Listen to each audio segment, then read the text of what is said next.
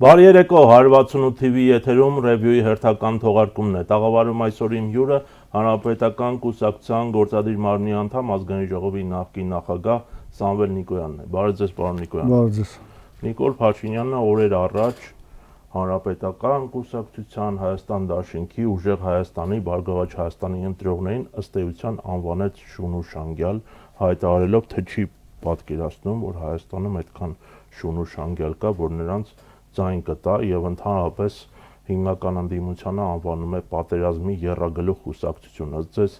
այս ուժերի ընտրողները կարծում են, որ տասնյակ եւ 100,000-ավոր ընտրողներ ընտրազանգվածը ինչ պատասխան կտա Նիկոլ Փաշինյանին ընտրություններում եւ ինչու Հանրապետական կուսակցությունը որոշեց անմիջականորեն չմասնակցել առաջիկա ազգային ժողովի ընտրություններին։ Դա ինչով է հիմնավորվում։ Այո, այսպես ընդհանրական հարց տվեցիք։ Գիտեք, երբ ես իմացա, որ ինքը անդիմադիր ընտրողներին, որոնք իրեն չեն ընդրում, նման բառերով որ կավորեց, վիրավորեց, հասկանում եք, ինձ համար նորություն չի, դա այն Նիկոլն է, որը 8 տարի առաջ դալիճում նստած պատգամավոր էր, ու այն ժամանակ էր ինքը դա այդպիսին էր, ով իր հետ չի, իր թշնամին է, ով իր հետ չի, ապա չգիտեմ շուն ու շանգյալ է, ինքը չի հասկանում, որ վիրավորում է մարդկանց, կամ վիրավորում է մարդկանց, դրանով փորձում է այն մարդիկ, ովքեր իրեն ընտրելու են, նրանց ասի, այ դուք ինձ եք, որ շուն ու շանգյալ չլինեք, հասկանում եք ինքը ինչ ասում, դա ըստ էության կարող է նման ձևով մտածել եւ գործել, գիտեք, դա դվարնեշկայի վարքագիծը, հասկանում եք, դուք տեսել եք ընդդիմադիր դաշտի լիդերներից որևիցե մեկը Նիկոլի ընտրողներին վիրավորի։ Տեսել եք այսքան ժամանակ Նիկոլի ընտրողներին որևիցե մեկը վիրավորի։ Չնայած որ մենք կարող ենք ասել, որ այդ 18 թվականին, որ ասում ենք, որ այսպես, դուք ձեր վարքագծով բերեցիք մեզ հասցրեցիք այդ օրվան, ասել ենք 21 թվականին դուք բերիք կապիտուլյացիա ստորագրած, պարտված մարդուն, որը անասնական վախ ունի Ալիևից, դու նորիկ ընդրեցիք, ասեցիք գնա նորից Ալիևի հետ կռվի, դուք չեք հասկանում, որ ինքը Ալիևի դեպ խոնարհվելու է Ալիևի առաջ։ Դե ինքը վախում է ինչ որ անանուն ձայնագրություններին, որտեղ նշում է, թե իր ընտրողներին ժեղ կամ շուն ու շանգյալ են անվանում, ասում է, դե որ դուք իմ ընտրողներին այսպես եք պատասխանում։ Իսկ ով ասեց, որևիցե մեկը իր ընտրողներին վիրավորել է հրապարակային։ Այդ որ ղեկավարն է դա այդպես արել, դու երկրի ոչ ու բարով ղեկավար ես, դու ինչ իրավունք ունես երկրում մարդկանց այն մասը, որ ուրիշին է ընտրում, դու նրանց շուն ու շանգյալ անվանես։ Պատկերացրեք նույնիսկ այդ տեսագրությունը ճիշտ է, ենթադրենք ճիշտ է կամ ձայնագրություն, որ ինչ որ մի քաղաքացի նման միտք է արտահայտել, բայց երկրի ղեկավարը իրավունք ունի իր քաղաքացիների մի մասին, ընդ որում 50+%-ին, ակնհայտ է, չէ՞ որ 50+%-ը իրեն չի ընտրելու, անկախ այն բանից ինչքան են գնալու տեղամաս, ինչքան են բանը, իրեն չի ընտրելու, այսինքն բնակչության մեծամասնությանը դու շուն ու շանգյալ ես անվանում։ Կարծում եք, որ 50+% ավել նրան դեմ է քվեարկելու։ Այսպես ասեմ, այս պահի դրությամբ բոլոր սոցիոլոգիական հարցումներով եւ այլ, լինելով ճիշտ է ինքը դերևս առաջինը, բայց ոչ 50+1, ինքը չի ձգում 50-ին։ Մնացածը կախված է ընդդիմության, կշռադատված, խելոք, փոխկապակցված, փոխհամաձայնեցված աշխատանքից եւ չարիքը կհեռանա։ Դա կախված է արդեն ընդդիմության աշխատանքից։ Ինչ ինքը ունի։ Դա իր պետական ռեսուրսն է եւ հասարակության այն մասին, որ դեռևս թույլ չի տալիս, որ նրանք մտածեն։ Ինքը նրանց ուղեղները սկաղապարված բռնել է իր քարոզչական ճիրաների մեջ, չի թողնում, որ նրանք մտածեն ինքնուրույն, որովհետև Նիկոլի համար ինքնուրույն մտածող մարդը դա վտանգավոր է, որովհետև հենց մարդը սկսում է ինքնուրույն մտածել, ասում է դու դավաճան ես, դու սրիկա ես, դու թշնամի ես, դու մեր պետությանը, մեր ազգին բերել ես տիեզերական մասշտաբի ողբերգություն, քո տեղը են Մելիք Ֆրանգուլեն դավաճանի, նրա կողքինն է, Հասկանում եք, ինքը հասկանում է դա, իր համար սա սովորական ընդրություն չի, իր համար իր պատկերացումներին կամ ինքը լինելու է կերակրատաշտակի մեջը, կամ ինքը լինելու է այնտեղ, որտեղ ես ասեցի։ Երեք մենք քաղաքագետ Արթուր Խաչիկյանի հետ էինք զրուցում, Հայոց ցեղասպանության 111-րդ տարելիցը լրացավ, ինչպես գիտեք, ապրիլի 24-ի կապակցությամբ, ասում եմ, մենք դարձանք առաջին ազգը, որ ունենալով պետության ղեկավարը հանձնեց իր ժողովրդի մի մասին, Արցախի ժողովրդին, Արցախի հայրենակիցներին հանձնեց եւ նրանցից հրաժարվեց եւ փաստացի թույլ տվեց այդ ցեղասպանության շարունակությունը Արցախում։ Այսպիսի դեպք կա ընդհանրապես պատմության մեջ, պետություն ունենալով պատմության մեջ որևիցե նման դեպք չի կարող լինել, պատմության մեջ դա չի կարող լինել, որտեղ որևէ երկիր, որևէ ժողովուրդ նմանատիպին չի բերի դարձնի իշխանավոր։ Նույնիսկ իսկ հարազատ հայրը ասեց, բա մի խելոք մարդ չկա այս ազգի մեջը, որ իրեն եք ուզում դարձնել, հիշում եք։ Այո։ Բայց ինձ ասած բաներով, այո, հայրը միշտ էլ այդ կարծիքին էր իր մասին։ Հենց այդ օրերն էր, չէ՞ այդ հարցը, այսօր էլ քաղաքացիորեն է նշվում Նիկոլ Փաշինյանի։ Խորոված փարթի է։ Գիտեք ոնց է, թող խորված ուտի ջանդամ, թող խորված ուտի խաշլամա չուտի։ Երբ 18 թվականի փողոցներում նաև խաշլամա են կերցնում, հասկանում եք, ես մոտս այնպիսի վատ կախագուշակումներ կա,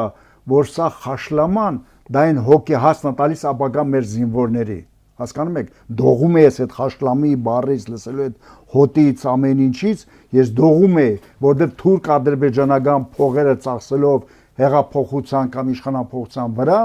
հա, այդ խաշլաման մեջս դող էր ընկնում, որ այդ խաշլաման մեր զինվորների հոգեհասն է Նիկոլը խնջիկով տոնում, նույն էլ հիմա թող խորվածը զղտկվի ինչ ուզում է ջանդամին տողանը խաշլամա թող չդա որ ես վախենում եմ դա էլ լինելով մեր զինվորների այսպես ասած հոգի հանգստի հաց վախենում եմ այդ խաշլամա բառից թող խորված ուտի ինչ ուզում է թողանի որովհետև քաղաքացու տոնը իր համար այո խորված խաշլամա է նշանակում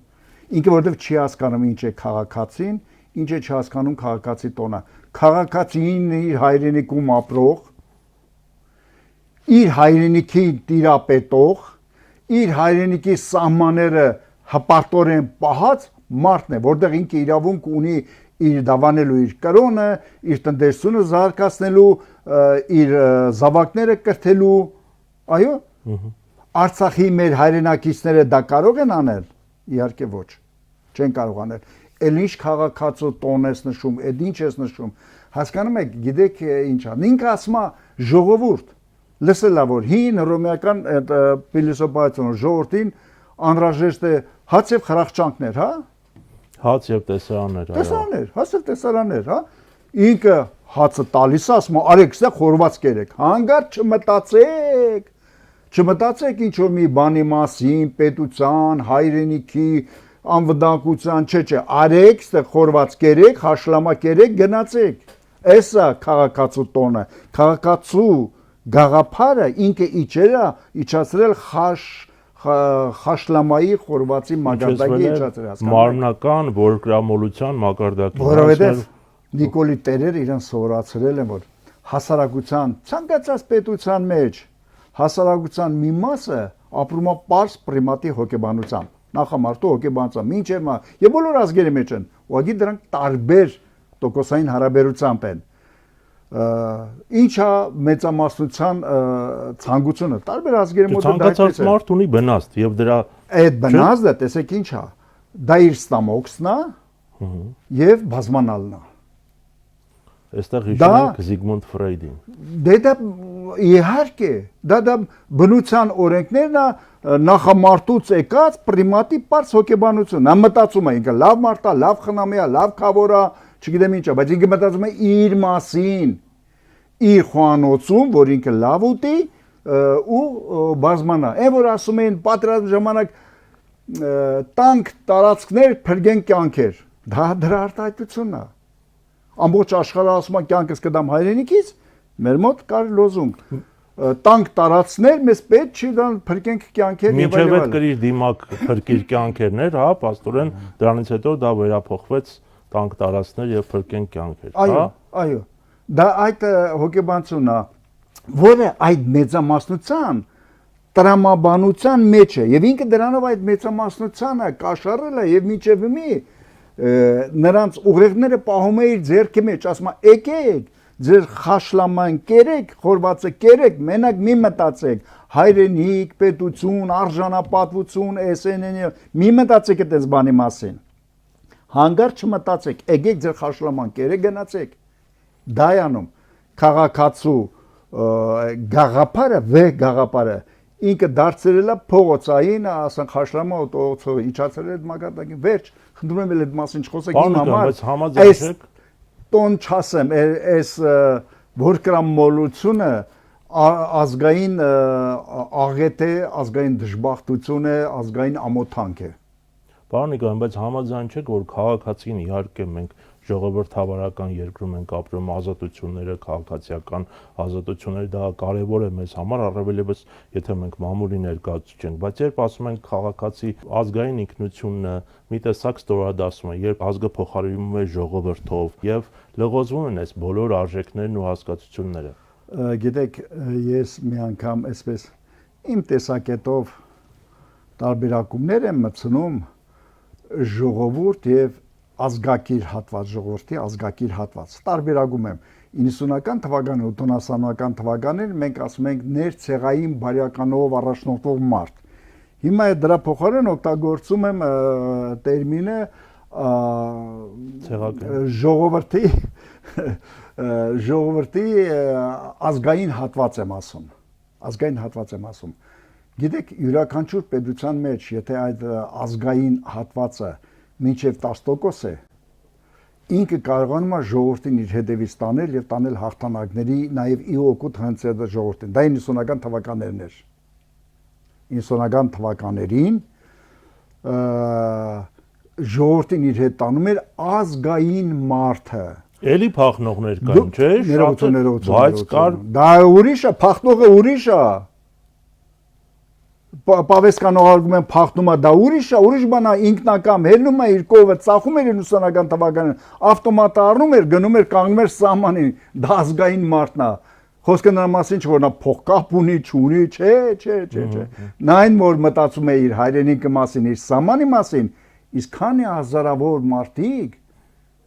գնացին ինքնակամ, սկսած 14 տարեկան երիտասարդներից, տղաներից գնացին ինքնակամ, որ դա բանակ չկա, ինքնակամ գնացին, ազգներ դա, ժողովրդի ազգակիր հատվածներ, փախնողներ կան, իհարկե կան, դա արդեն ազգակիր հատվածից չի փախնում, ազգակիր հատվածը գնում է պատերազմի, այ ազգակիր հատվածի բավականին զոհեր տվեցին, համաձայն եք, նրանց սերունդը չկա, ազգակիր, ազգային մարդկանց զոհվածների սերունդը չկա, տոկոսային հարաբերություններով հասարակության մեջ ընդհանրապես ազգային միտքը գաղափարը կրողները տոկոսային ընկել է։ Այ ինչու որ ասում են քաղաքացու կամ մարդիկ գնում հավաքում են ու խաշլամ են լսում կամ խորված են լսում ու ասում են ուրախանում են այսա քաղաքացու տոնն է, որտեղ այն տոկոսն է քչացել։ Հիմա լավ, ինչ է տալիս այդ տոնը մեզ, չէ՞ որ ամեն մի տոն ունի իր խորհուրդը։ Հայ պետությանը, հայ ազգին դա վիրավորանքից եւ այսպես խայտարակությունից ոչինչ չի տալիս։ Նիկոլին ինչ է տալիս։ Նիկոլին տալիս է որ այդ ժողովրդի այն հատվածին, որ ինքը պահում է իր ճիրաների մեջ, բերի խաշլամային կեր ու դե ասի հանգարց չմտածեք։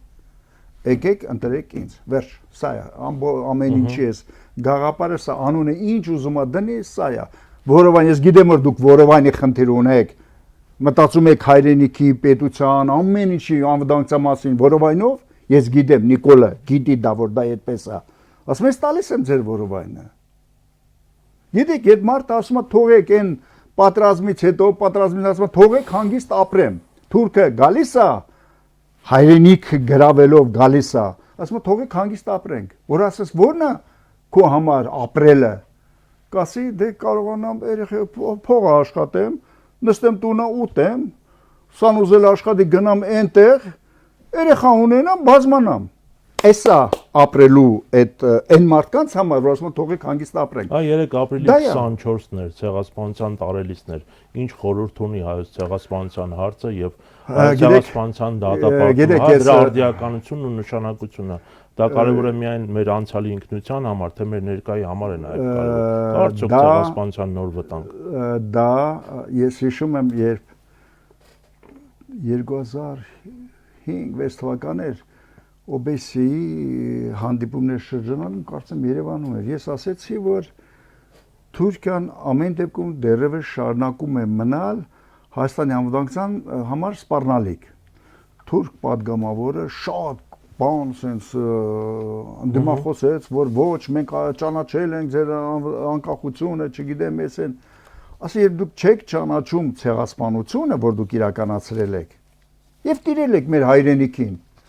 վտարել եք, սպանել եք, ինչ եք արել եւ այլ, բայց դա բերում է իր հետ սպառնալիք, որ նոր ցեղասպանություն կարող լինի։ Հետապնդումը ցեղասպանության դա նրա համար է, որ թույլ չտաս նոր ցեղասպանություններ լինեն։ Համար առաջի գործոններից մեկն է, ոչ ամենակարևորը, այլ մեկն է։ Իհարկե պետք է այնտեղ անվտանգային համակարգի կառուցումը, կոզինված ուժերի կառուցումը, արձիականացումը եւ այլ, բայց ամենակարևորը անվտանգային համակարգն է։ Ճանաչումը եւ դատապարտումը նկատի ունեք, հա։ Անվտանգային համակարգը մի քիչ ավելի լայն իմաստով, բայց այդ ճանաչումը, դատապարտումը եւ այլ,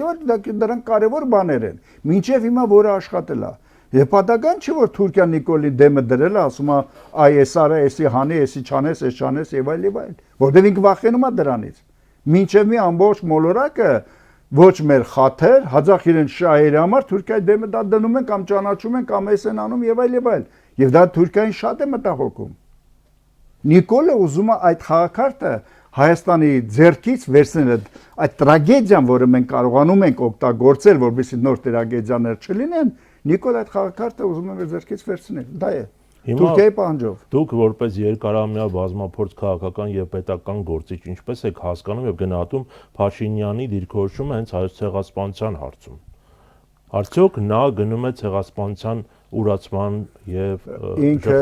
ոչ միայն գնում է ցեղասպանության ուրացման ճանապարհով, ինքը գնում է Թուրքիային վրայից մեղքը, ցեղասպանի մեղքը խարանը հանելու ճանապարհով, դա մեկ վտանգավոր բան։ Երկրորդ ինքը գնում է մեղքը այլ երկրի աշխարհաքաղաքական այլ կենտրոնների վրա մեղքը բարտելու ճանապարհով եւ դրա մեջ մեղադրելով նաեւ հայ ժողովրդին։ Հայ ժողովրդին մեղադրելով։ Գիտեք, անկեղծ ասած, ցեղասպան լինելը դա ահավոր է մարդկության, բնության հանդեպ, մարդկության պատմության հանդեպ հանցագործությունը։ Ցեղասպանվելն է ամոթ բան, ցեղասպանվելն, որովհետև, գիտեք, այն ինչ պայքարը հիմա կա, նույն պայքարը հայության մեջ եղել է այն ժամանակ, երբ մի մասը ասել են, որ եկեք,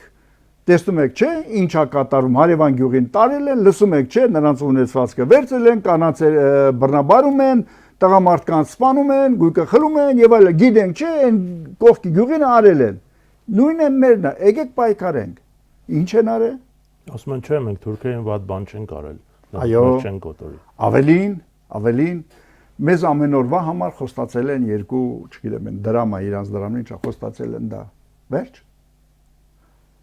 Ավելին, կարող է մեկ էլ ասենք քննադատել են այն մարդկանց կամ թուրքերին մատնել են, որ ասել են եկեք պայքարենք եւ այլ։ Դուք տեսել եք մինչեւ հիմա որևիցե հայ, որը ինչ որ ձևով ենթադրենք փրկվել է։ Գրի, պատմի, որ սխալ ենք եղել մենք, որ չենք պայքարել Թուրքիայի դեմ։ Չենք միացել այն մարդկանց, որոնք պայքարում են, որտեղ այդ պայքարողները ամեն դեպքում փրկվելու հույսը այդ պայքարողների մոտ է եղել, նրանց մեջ է եղել։ Որևիցե մեկին լսել եք, որ ասի սխալ ենք եղել, որ մենք չենք պայքարել։ Չէ, չեն ասում։ Գիտեք ինչի։ Այ հիմա էլ կան, չէ, հասարակության մի որ ասում են թողեք հանգիստ ապրենք, այն նա է, որ ասում են թողեք հանգիստ ապրենք, մենք ինչ ենք արել Թուրքիայի իշխանություններին, որ մեզ էլ բան անեն, էսեն, հա? Դա նույնն է, թողեք հանգիստ ապրենք։ Բայց ով ինչա նշանակում ապրելը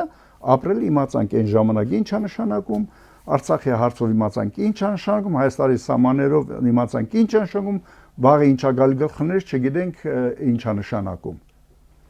Այդ թողեք հանգիստ ապրելը, աշխարհում չկա հանգիստ ապրել։ Աշխարհում ոչ մեկը ոչ մեկին չի թողնում հանգիստ ապրել։ Այդպիսի բան չկա, ինչ Ամերիկան թողնում է Իրանը հանգիստ ապրի, Իսրայելը թողնում է Իրանը հանգիստ ապրի, Իրանը թողնում է որ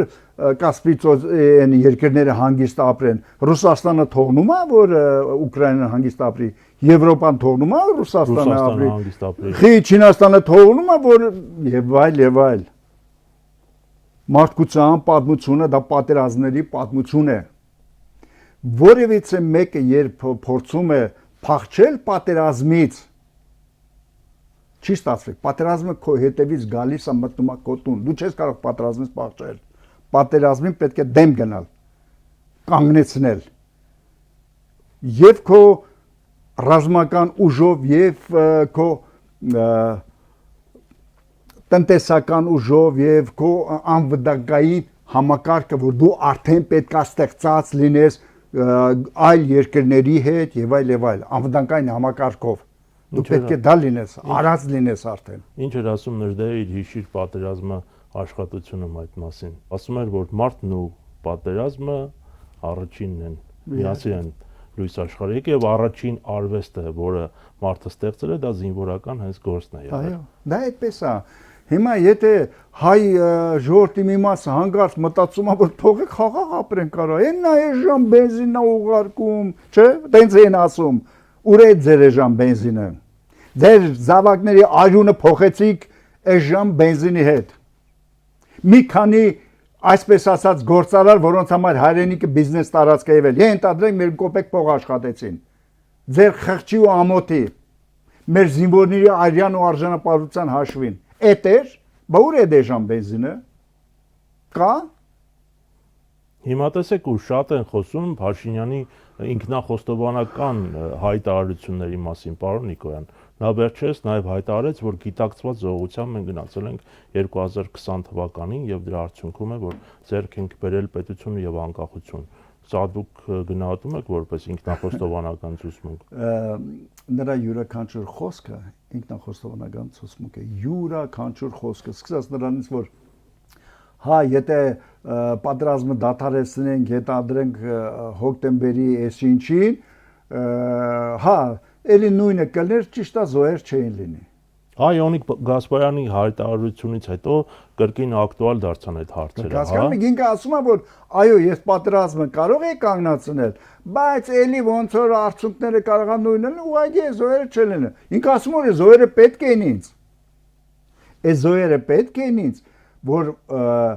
խեղճանար այս ազգը պետության, ողնաշարը, բանակը ջարդվեր, դառնար փալաս եւ այդ փալասին ինքը կառավարեր։ Ինքը դա էր ասում։ Դա ինքնախոստովանական ցուցմունք է։ Բայց եթե Պուտինի հետ համաձայնվել էին, յուրաքանչյուր նրա միտքը որ վերցնեք սկզբից մինչև վերջ, միմյանց հակասող, որևէ տրամաբանության չի ենթարկվող, հա, առանց մտքի ալգորիթմի մտքեր են, որոնք իր դեմ ցուցմունքներ են։ Դա կգա մի օր, որ դա այդպես կլինի։ Բայց եթե Պուտինի հետ համաձայնության են եկել, ինչպես պատմում է ձեր կուսակից Էդվարդ Շարմազանովը, որոնք հանդիպել են Նիկոլ Փաշինյանի հետ այդ օրերին 2020 թվականի հոկտեմբերին, որ պետք է դադարեցնեն պատերազմը, Շուշին մնում է մերը 5+2 շրջան է հանձնվում, բայց դադարեցում է դրա հաջորդ օրը, այսինքն դրանից հետո ինչու է շարունակում պատերազմը։ Ես ասեցի, իրեն պետք չէր բանակ, իրեն պետք չէր ողնաշարով ազգ, որը ինքնուրույնություն եւ ազգային արժանապատվություն կունենար եւ սահմանեն կանի։ Իրեն պետք էր ջարդված բանակ, անողնաշար ժողովուրդ, որ ինքը կարողանա կառավարել վախերով։ Հիմա ինքը ինչ ասում։ Վախերով է կառավարում, չէ՞։ Դա անբարոյականություն ասում է։ Եթե ես չընտրվեմ, պատերազմ է։ Եթե սա ասեն չլինի, ապա պատերազմ։ Եթե սա անեն չլինի, պատերազմ։ Եվ դա ասում է մի մարդ, որը 3 պատերազմ է բերել։ 3 պատերազմ է բերել։ Դա ասում է մի մարդ, որը 10000 վիրավոր է տվել, 5000 զոհ է տվել։ Դա ասում է մի մարդ, որը կարող էր պատերազմը կանգնեցնել, այո, բայց չի կանգնեցրել։ Ինչի համար։ Ես ասեցի արդեն ինչի համար։ Դա ասում է մի մարդ, որը հրաժարվել է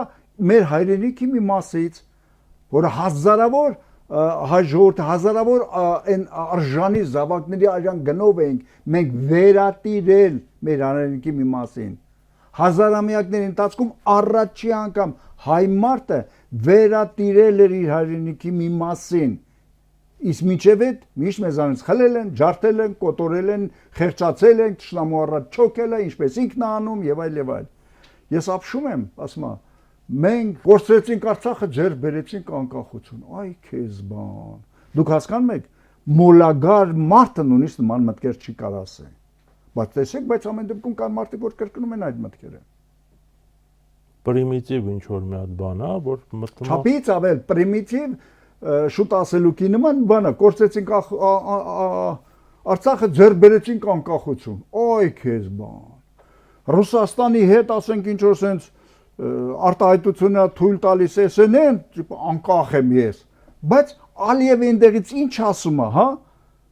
Անասնական այն վախը սրտում ինքը անում է դա։ Այսինքն ինքը անկախությունը Ռուսաստանի դեմ է,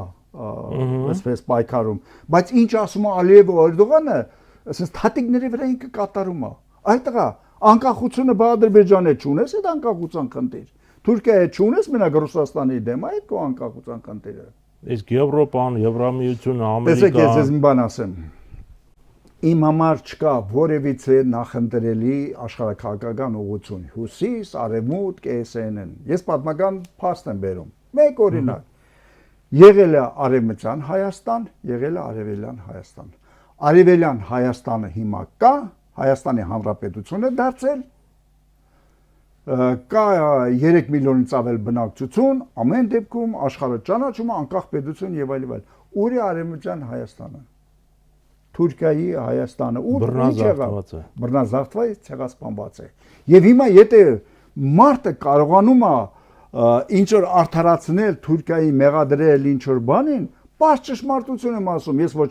սրան եմ գովում, ոչ նրան եմ գովում։ Այդ խնդիրը ես չունեմ։ Ես մեր ժողովրդին բարձ հայերեն բառով ասում եմ, Հայաստանը բաժանված է եղել երկու գերտերությունների մեջ, այսպես ասեմ։ Տարածաշրջանին ազդեցիկ պետություն մեջ Արևելյան Հայաստանը, Ռուսաստանի կայսրության մեջ է Արևմտյանը Թուրքիայի։ Այն որը եղել է Ռուսաստանի տիրապետության տակ, հիմա Հայաստանի Հանրապետություն է կոչվում։ Ունի բանակ, ունի դրոշ, ունի զենք, ունի SN պետություն է,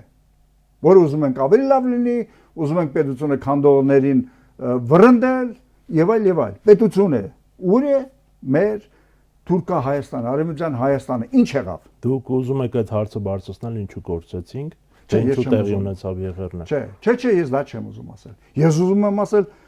ոմանք համեմատում են Թուրքիային եւ Ռուսաստանին եւ ասում են, այ թուրքերը մեղավոր չեն ցեղասպանության եւ այլ հարցում։ Ասում եմ, պատմական փաստերը համեմատեք եւ արդյունքը։ Մենք Ռուսաստանի կայսրության հատվածում ունենք անկախ պետություն։ Թուրքիայում չունենք։ Գենոցիդի ենթարկված։ Ոնց կարաս այս երկուսը համեմատես։ Մենք կարող ենք 1000 հարցում քննադատել Ռուսաստանին, չգիտեմ ինչ անել, էս անել, են անել եւ այլ։ Խնդիրը դա չի, փաստը արդյունքը։ Նկատի ունեք այն տարածքները մեր հայկական, որոնք ցարական Ռուսաստանի տիրապետության տակ են, այստեղ հայերը մնացին, ավելին շատացան, ավելին Թուրքիայից, Իրանից արտաքսած այն հայերին հավաքեցին, բերեցին, քրիստոնեական մեծամասնություն ստեղծեցին։ Քրիստոնեական հայկական մեծամասնություն ստեղծեցին Արևելյան Հայաստանում, մեծամասնություն ստեղծեցին։ Հիմա ուզում են համեմատել ու լավելի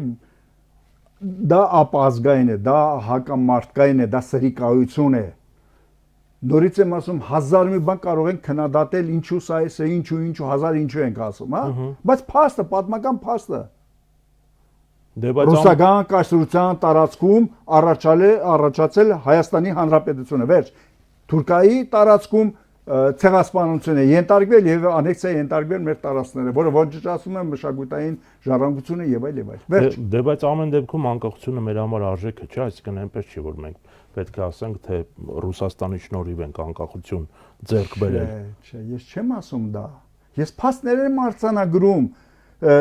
փաստ եմ ընդամենը արձանագրում։ Այստեղ ունենք անկախ պետություն, այնտեղ ունենք ցեղասպանություն։ Վերջ։ Ես դա եմ բանանում։ Չեմ ինչպես եղավ որ մենք անկախ պետություն ունեցանք, էս ունեցանք, արդյոք Ռուսաստանը ուզում էր չէ։ Ես դրա մեջ չեմ մտնում, այդ խնդիրների քննարկման մեջ չեմ մտնում։ Ես փաստն եմ արձանագրում, պատմական իրողություն եմ արձանագրում։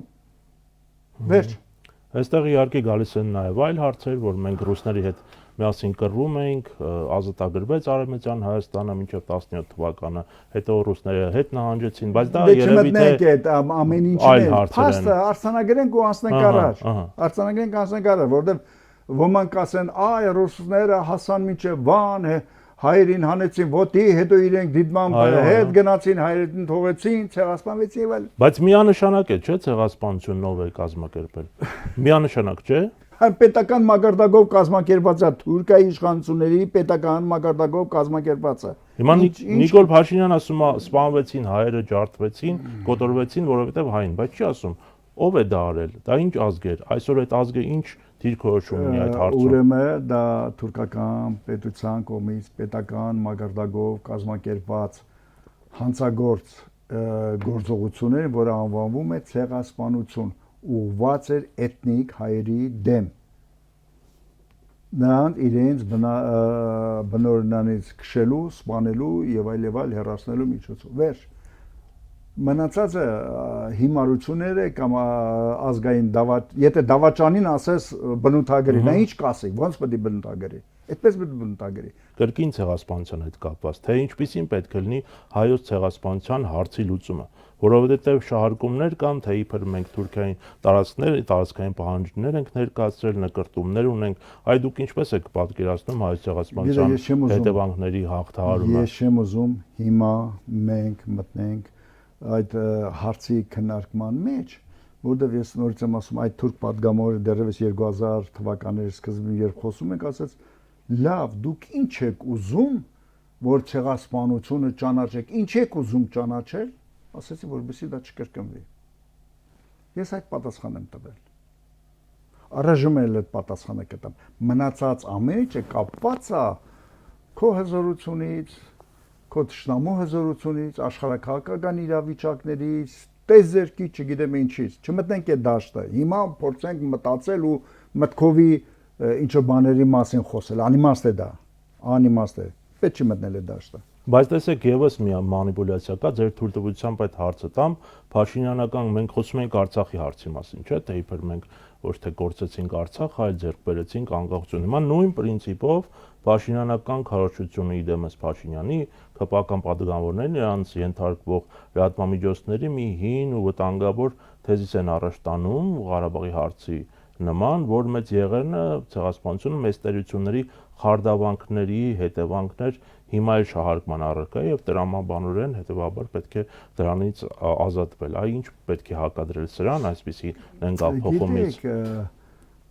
Անիմաստ է Նիկոլին ինչ-որ մի բան հակադրել կամ ինչ-որ մի բան ասել, էս անել են անել, անիմաստ է, հասկանում ես, եթե մարդը չունի կարմիր գիծ, չունի բարոյական նշած ձողեր, իհարկե ես չեմ ուզում այսպես անձնական վիրավորենք իրեն հասցնել, դա իմը չի, բայց ոնց ուզում ես գցել, հա, թատրի վրա միշտ ընկնում, միշտ գիտի ամեն ինչին ինչ-որ պատասխան գտնել ասել եւ այլ, անիմաստ է խոսել իրեն հետ նման բարոյական կամ ազգային թեմաների մասին, անիմաստ է մեզ համարում դա խոսել։ Ինքը ըստ էության իր ձեռքով Արցախում օգներ, որպեսզի Ադրբեջանը իրականացնի ցեղասպանություն, որտեղ Արցախի ժողովրդին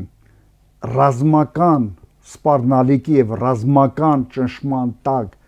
իրենց բնորանից արտաքսելը դա ցեղասպանական գործողություն է, դա իրականացրեց Նիկոլ Փաշինյանը Ադրբեջանի տալով այդ հնարավորությունը։ Վերջ, սա պատմական փաստ է,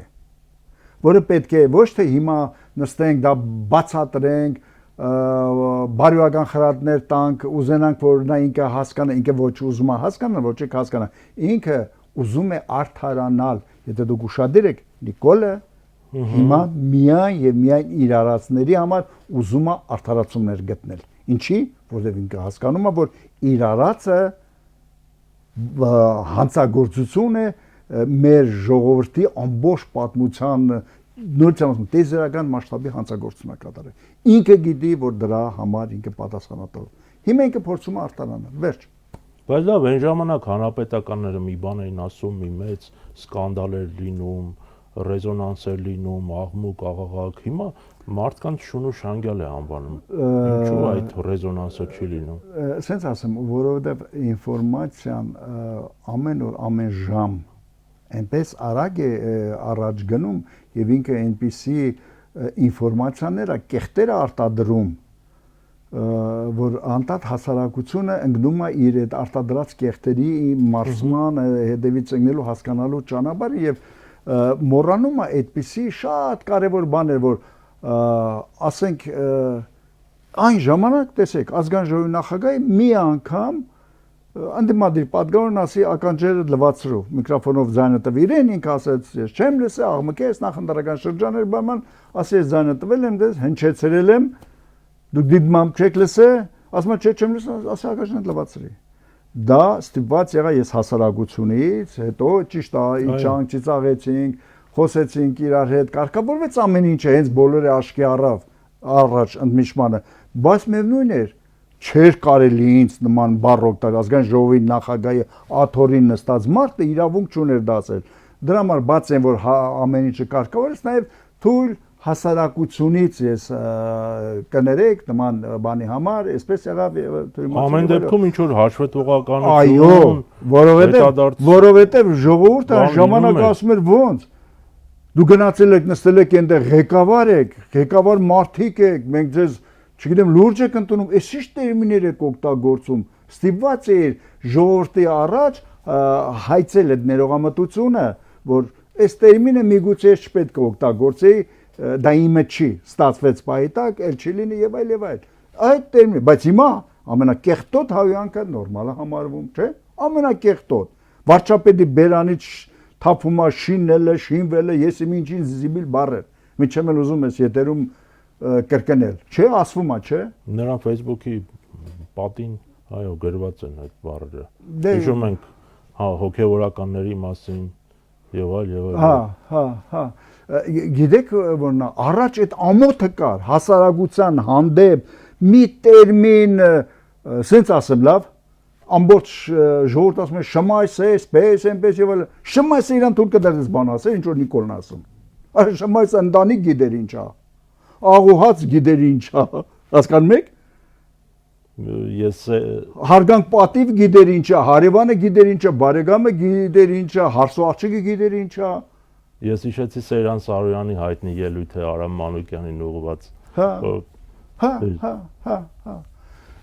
դուք հասկանում եք այնքան են այս արժե զրկել իշխանական համակարգը այնքան են բարոյազրկել այնքան են իջացրել որ հասարակության համար այլևս միևնույն է չի կարող գտնել ու համադրել հետո հասարակության ասել այ նրանք վատն են Այն նրանք վատն են, նախկիններ են, վատն են, տալանչ են, այ մենք լավ պուպուշ ենք, այն որ ասում է բռնեցեք գողին, գողորելում ասում բռնեցեք գողին, հա, որտեղ ինքը գողն է, ինքը տալանչին է, դա ասա այլ բան արեք, բոլորը ում որ ասում է տալանչի, հիմա իրենց տալանչիներն են, փաթաթված իրեն, երևի չգիտեմ, մուծվում են, ինչ ամեն ինչը օքեյ է, չէ։ Օքեյ է, հա։ Ամեն ինչը օքեյ է, հա։ Հա։ Հանրապետականի որոշման մասին չասցիք, ինչու որոշեց անմիջականորեն չմասնակցել։ Ես ասեմ, բավական երկար քննարկվեց այդ հարցը, բավական երկար։ Ես այն մարդկանց որ միշտ մնդում էի, որ ամեն դեպքում անհրաժեշտ է մասնակցել, մանավանդ որ մենք հստակ համոզված ենք, որ մենք 5% ունենք։ Մեր կուսակցության անդամների թիվը երաշխավորում էր դա։ Իրենց ընտանիքի անդամները երաշխավորում էր դա։ Ես չեմ ասում հասարակության մեջ մարդիկ կային, որոնք կուսակցական չեն, ես չեմ, բայց կարող է ինչ որ որոշակի սիմպաթիաներ դա չեմ ասում ես ասում եմ կուսակցականների թիվը բայց նաև կար բաներ որովհետև դա քարոզչական հնարավորություն էր տալիս դուք տեսեք իրենք ոնց են նախապատրաստվել քարոզչականի առումով եկան նախկիները, հեսա գալիս են, հանրապետականները ամբողջ քարոզությունը իրեն կառուցել են նախկինի ներկայի վրա։ Եվ էլի սկսեցին մոտորապես դեն սրան ձերբակալել, նրան ձերբակալել, էլի քարոզչական բաներ անել ես, հետո հասկացան որ այ ախմախներ, հանրապետականը չի առաջադրվել։ Մշակել եք այդ քարոզչական տեխնոլոգիան հանրապետականի հակով, հա, վրով, բայց հանրապետականը չի առաջադրվել ու այսպես մանրաշնգան։ Հիմա սկսեցին ինչ անել, մնացած բոլորին կապել հանրապետականի հետ։ Բոլոր քաղաքական ուժերին կապել հանրապետականի հետ։ Հիմա ամեն կերպ փորձում է հանրապետականի ներքաշել այս ընտրական պայքարի մեջ, ասում ուժեղ Հայաստան, ուժեղ ՀՀԿ։ Մենք ընտրական պայքարի մեջ ենք, ոչ մեկը մեզ չպետք է ներքաշի։ Մենք 2018-ին իշխանափոխությունից հետո չի եղել մի միտինգ, որ ես մասնակցած չեմ, չի եղել։ Բոլորին մասնակցել եմ։ Միտինգ, որտեղ մեզ հայոյել են, բայց Նիկոլին են հայոյե։ Ես այդ միտինգին եղել եմ։ Ու էլ եմ գնացել։ Հա? Այսինքն միշտ բոլոր process-ների մեջ եղել ենք, որովհետև ու հիմա տեսեք ասում են, այ հանրապետականից էսիշ մեկը գնացել էր Սամվել Կարապետյանի կազմակերպած միտինգին։ Հանրապետականը բոլոր միտինգներին գնում է։ Եթե մեզ նույնիսկ այնտեղից քննադատում են, լավ են անում, բայց նրանք պայքարում են Նիկոլի դեմ, ուրեմն մեր զինակիցն են, մեր ընկերներն, մեր բարեկամներն են։ Մենք պետք է բոլոր տեղերը լինենք, բոլոր տեղերն է գնանք։ Եվ հիմա տեսեք, ման են գալիս, այ այս մեկը եղել է նախկինում հանրապետական է եղել։ Յո, այդտեղ Սասուն Միքայելյանը հանրապետական չէր, Մոլլի հանրապետական էր։ Սերժ Սարգսյան, Անդրանիկ Մարգարյանը, որ գալիս են ազգային ժողով, ոչ մեկը չէին կարող մոտենալ նրանց, որովհետև Սասունը սենց երկուսին բռնում են, նստում են իր անձնական խնդիրներն են լուծում։ Էլ ինչ հանրապետական էր ուզում։ Նախկին ԲՀԿ-ական չկա օրինակ։ Սասունից մեծ հանրապետական կամ քո նախարարներից ամենակարկառուն նախարարը Գևորգ Պապոյանը, որպես նախարար անկեղծ ասած համարում եմ մնացած բոլոր նախարարներից ինքը լավ։ Ես այդպես եմ համարում, որովհետև հանրապետական է։ Իհարկե մեկ ախմախ մտքեր է դուրս տալիս, հենց իրեն ստիպում են մտնի քաղաքական դաշտ, բայց մնացած նախարարներից ես համարում եմ լավ։ Կարող է նախկին այդ կուսակցական բանը աշխատում է, էլի։ Հիմա քո կուսակցական քո տեղակալը կուսակցության մեջ հանրապետական է, քո նախարարը հանրապետական է, քո Սասուն հանրապետական է, ել չասեմ քո են համայնքի ղեկավարների Գագիկ Մելքոնյանը, Անդրանիկ Քոչարյանը, չէ, Անդրանիկ Քոչարյանը, չէ։ Նախկին չի։ Նախկին պաշտոնյա է։ Նախկին հանրապետական եմ ասում։ Դե դեպքերն ամբողջ պետական համակարգը մեր ժամանակ, այսօրվա գեներալը մեր ժամանակ ասենք փող գնդապետեր կամ գնդապետեր եւ այլն։ Դրա մասին չեմ, կուսակցական եմ ասում։ Հիմա քո տեղակալը հանրապետականը դու Սամվել Կարապետյանին ասում ես, որ այ այս ինչ մեկը ժամանակին եղել է հանրապետական կամ սրա եղբայրը եղել է հանրապետական։ Արա լավ էլի։ Չես ամաչում դա։ Հիմա ինչու են ամեն կերպ հանրապետական թիրախավորում, որ կրկին այդ նախկին իրենք ուզում են ամեն քարոզարշավը մտցնել նախկին ներկա այդ բանի մեջ ու տեսեք ես ճիշտ ասած միակ բանը որ ամեն դեպքում որոշվեց որ չմասնակցեն այ դուրս գալ դրանից որ չկարողանա դարձնել պրիմիտիվ նախկին ներկայի, որ ժողովուրդ հասեք, ձեր իշխանությունը ձեր ձեռքից տանում են, հասեք, նախկիները եկել են, էսա տանում են ձեր իշխանությունը եւ այլ եւ այլ։ Եվ իրենք մի թեզ ունեին, եթե դուք հիշում եք, պատերազմից հետո իրենց քարոզիչներից մեկը հրապարակում ասեց. թող թուրքերը գան մեր ու մանուկ բռնաբարեն, մենակ նախկիները չգան։ Հիշում եք դուք։ Հիշում եմ։ Բոլորն են հիշում։ Թող թուրքերը գան, մեր ու մանուկ բռնաբարեն, մենակ նախկիները չգան։ ՔՊ-ից որևիցե մեկը, իշխանությունից որևիցե մեկը հագադարձել է դրան։ Ասելա չէ, թող թուրքերը չգան, մեր ու մանուկ չբռնաբարեն, նախկիներն է թող չգան։ Չի ասել ոչ մեկը։ Բոլորը դրան համաձայն են եղել։ Որ նախկիները չգան, թող թուրքերը գան, ինչ ուզում են անեն։ Թուրքերը 300,000 արդեն ազնագիր են բաժանում, էս են անում, են անում։ Մենք չեն գալիս, թող թուրքերը գան։ Տարեք ձեր տները, ձեզ լինեն։ Ակտիվները թող մի քանի հատ թուրք տանեն իրենց տները։ Երկրորդ նախագահ Ռոբերտ Քոչարյանի եւ երրորդ նախագահ Սերժ Սարգսյանի հարաբերությունները վերջին մի քանի օրերին անուղղակի այսպես հակասություններից արդեն ուղիղ հրապարակային հակասության վերածվեցին Ռոբերտ Քոչարյանի ռուսական RTVI-ին տված հարցազրույցից հետո, որին ընթացքում ի պատասխան հարցին, թե ամենաշատը ինչի մասին է ափսոսում, ասում է Վիբր պրիեմնիկը, այսինքն քաղաքական ժառանգորդի ընտրությունը։ Սերժ Սարգսյանը հաջորդ օրը պատասխանեց լրագրողներին, որ իր համար դա նորություն չէր։ Ինչու են երկրորդ եւ երրորդ նախագահների հարաբերությունները այսպես լարվում արդեն բացահայտորեն, այն էլ այս շրջափուլում։ Իմանայի, կասեի, այս ժամանակաշրջանում խոսել եւ փորձել որևիցե ասել այ դուք սա պետքա չասի, ասա չէ, իմը չի։ Ես բոլոր ժամանակներում բոլոր ասել եմ, մենք ունենք մեկ թշնամի, դա Նիկոլն է։ Եվ իրեն են եղբայրները դրսում որ կան, ուրիշ թշնամի ես չունեմ։ Ավելին ասել եմ, Հայաստան դաշինքը կազմված, ասենք, Հայ Եղապագան դաշնակցությունից եւ Ռոբերտ Քոչարյանի թիմակիցներից։ Ես համարել եմ դաշնակցականները իմ ընկերներ են, ճանաչում ենք, ճանապարհ ենք անցել, ավակ սերունդից սկսած, աղոհած կայսկա եւ այլ եւ հիմա համարում եմ իմ ընկերները, իմ պայքարի ընկերները, մենք փողոցում իրար կողք ենք եղել այս ամբողջ տարիների ընթացքում, ուսուսի ենք եղել։ Հասկանում եք։ Եղել են դեպքեր, որ իմ անունը տալով թիմից քննադատել են ինձ ոչ, ասենք, հաճելի բառերով։ Ես ասում եմ, ոչինչ, դուք Նիկոլի դեմ եք, բրծավ գնաց։ Ես ներում եւ չեմ անդրադառնում դրան։ Ես ամեն ինչին այդպես եմ նայում, այդպես եմ ուզում նայել։ Եթե այդ քննարկումները գնան այն հարցի շուրջ, թե ինչպես վերադառնալ Արցախ, ինչպես պահպանել մեր սրբությունները Արցախում, հա, ես կմտնեմ ու տեսակետը կասեմ։ Հասկանում եք։ Սերժ Սարգսյանը մեր հանրապետության երրորդ նախագահն է։ Իմ կուսակցության ղեկավարն է։ Եվ ամենակարևորը տարիների աղոհած կա։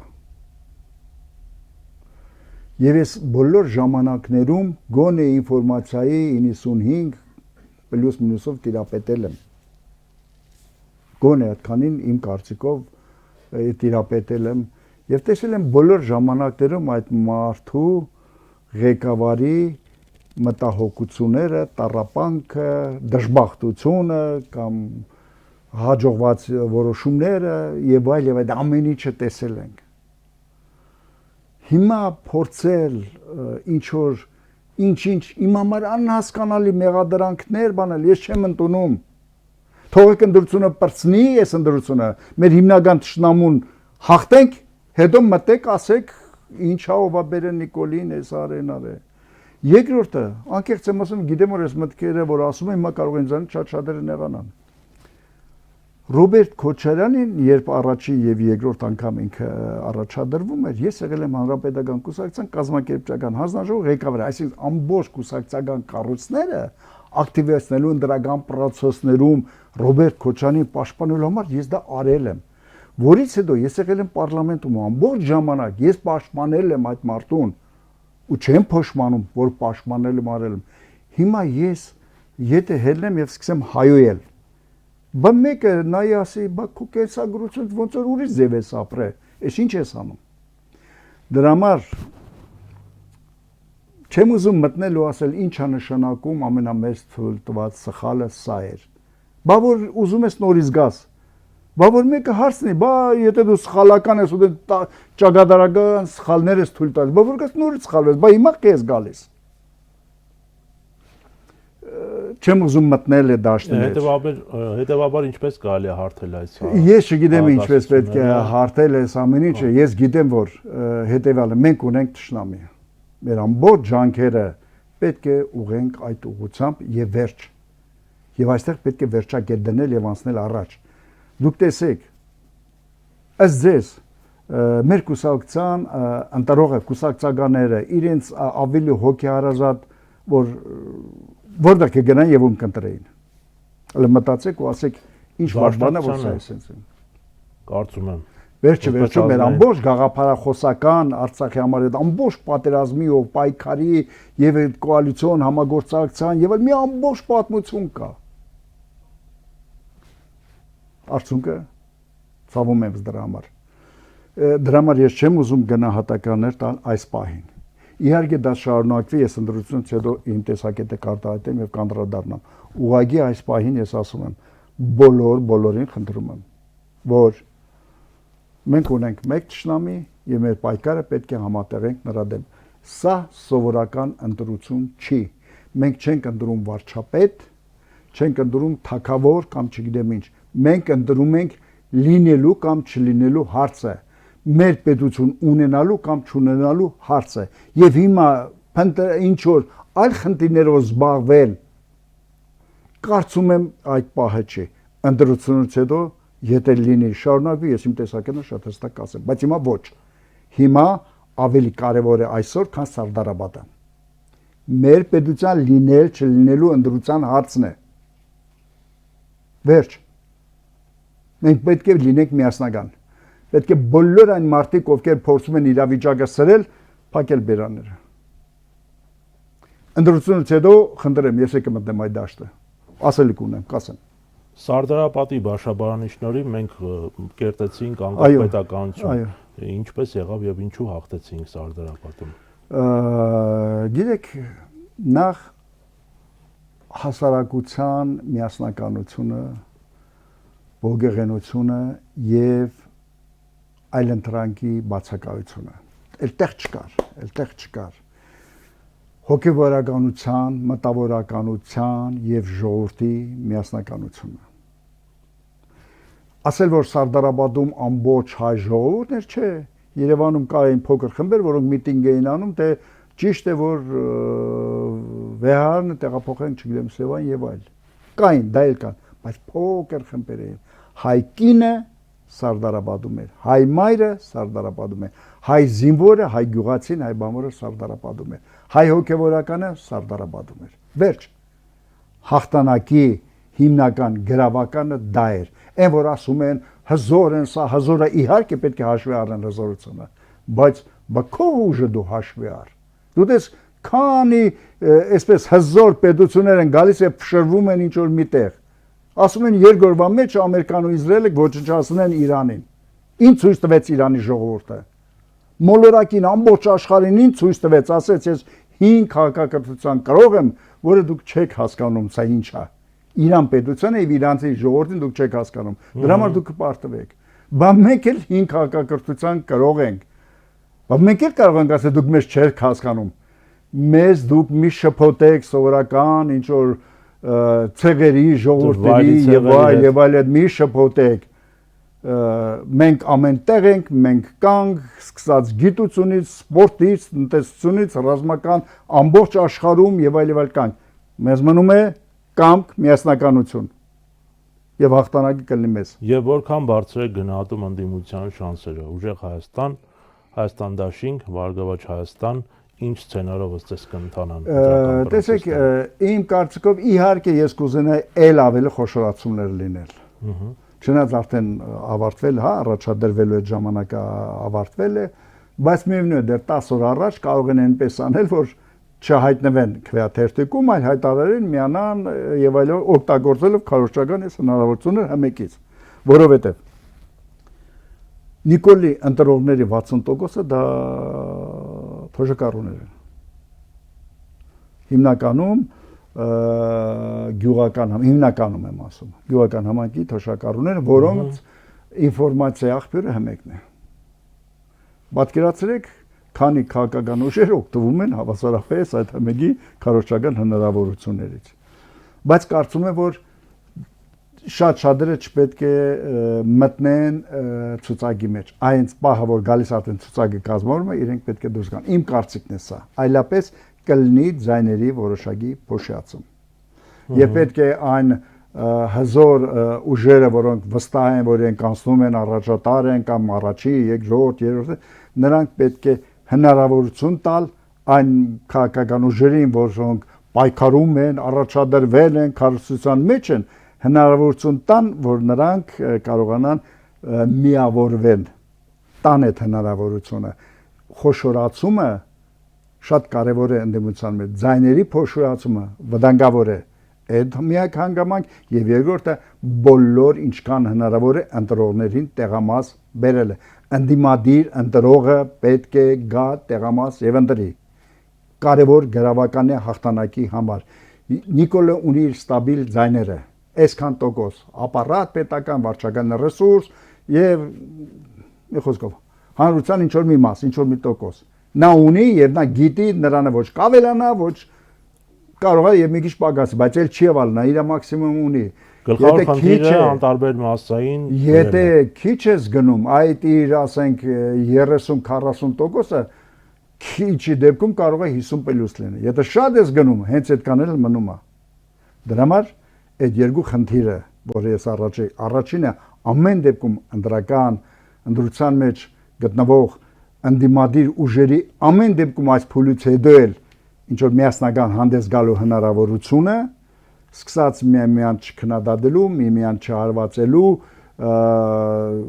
միասնական հակառակորդի դեմ աշխատել եւ բազմաթիվ այլ հնարավոր ուշագրերով կամ բանավոր պայմանավորություններով տեղամասում ընդրական հանձնաժողովների համագործակցության մեխանիզմով, վստահված անձի համագործակցության մեխանիզմով եւ ընդրական արդյունքների վրա վերահսկողության մեխանիզմներով այդ դրանց շուրջը պետք է պայմանավորվել եւ առաջինը եւ երկրորդը ընդդիմադիր ամբողջ ընտրազանգվածին հրավիրել այնպես անելու նրանք քվեարկեն եւ հաղթանակը միանշանակ կա Շնորհակալ եմ հետաքրքրության համար 160 թեմի հարգելի հետևորդներ հիշեցնեմ մենք զրուցում ենք Հանրապետական կուսակցության գործադիր մարմնի անդամ ազգային ժողովի նախկին նախագահ 2011-12 թվականներին Սամվել Նիկոյանի հետ կհանդիպենք